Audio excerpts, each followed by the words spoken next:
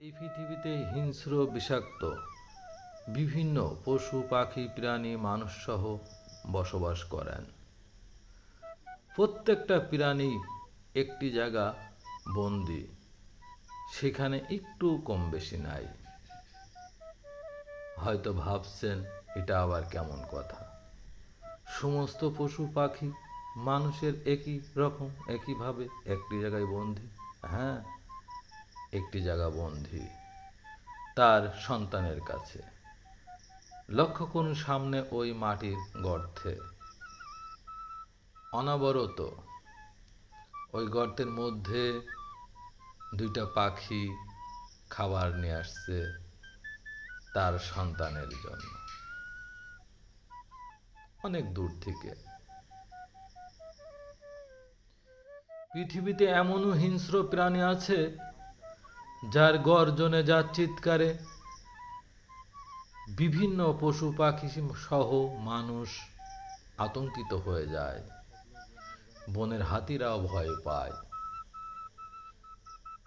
কিন্তু প্রত্যেকটা প্রাণীর মধ্যে সমান তালে একটি মায়ার জাল বিছানো আছে তার সন্তানের প্রতি।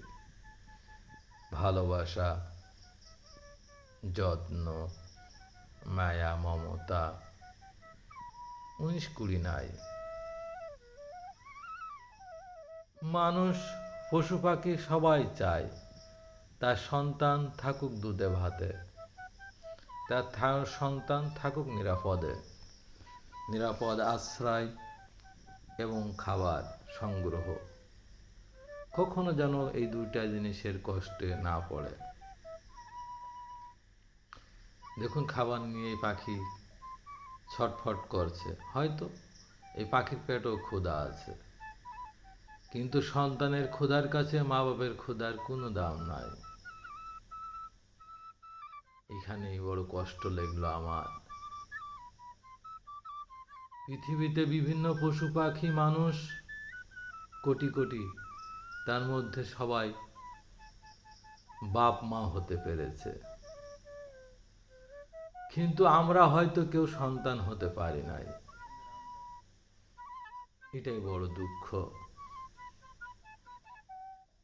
এমন কীট পতঙ্গ আছে যার বিষাক্ত ছবলে মুহূর্তের মধ্যেই হাতির থেকেও বড় প্রাণী মৃত্যুবরণ করতে পারে।